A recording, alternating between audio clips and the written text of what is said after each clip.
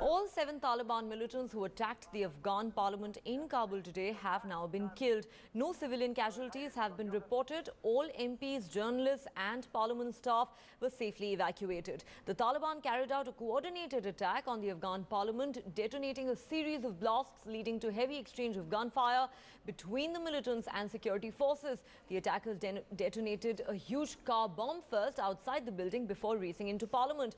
The police then evacuated the premises while trying to fight off the attackers. The Taliban say they carried out the attack to coincide with a vote to endorse the new defense minister. The incident happened as the new defense minister was being introduced to MPs who need to endorse him. The latest attack comes after a series of attacks in recent weeks in the Afghan capital.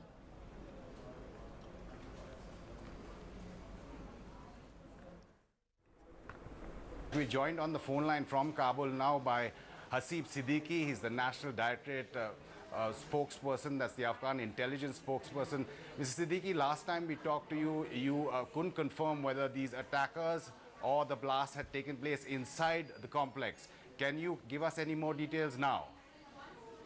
Yes, since the last update I got from my colleagues, we can confirm that the explosion didn't happen inside the parliament. It was outside. It was a car bomb that was willing to get inside the road just from the entry of the parliament.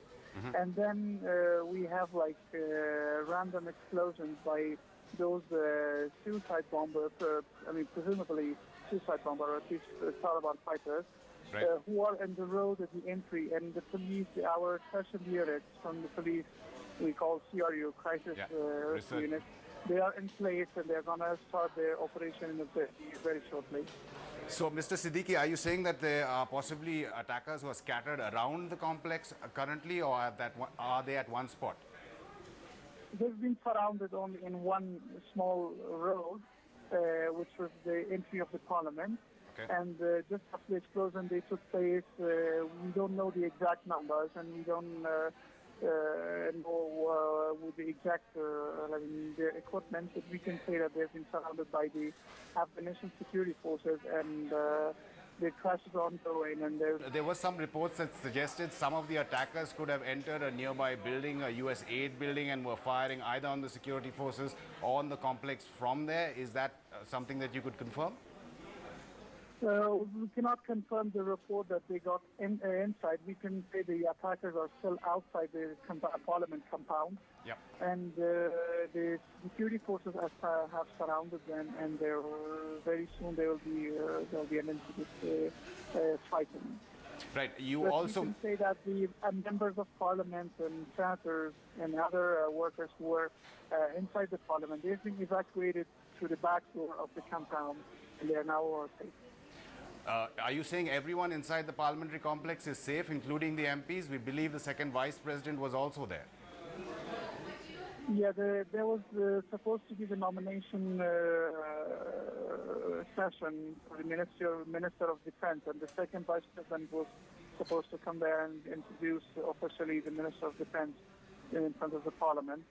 But unfortunately, this incident happened, and then the evacuation process started.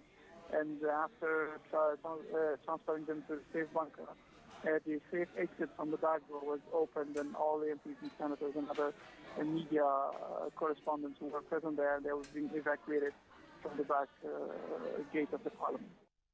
Gunfire is going on.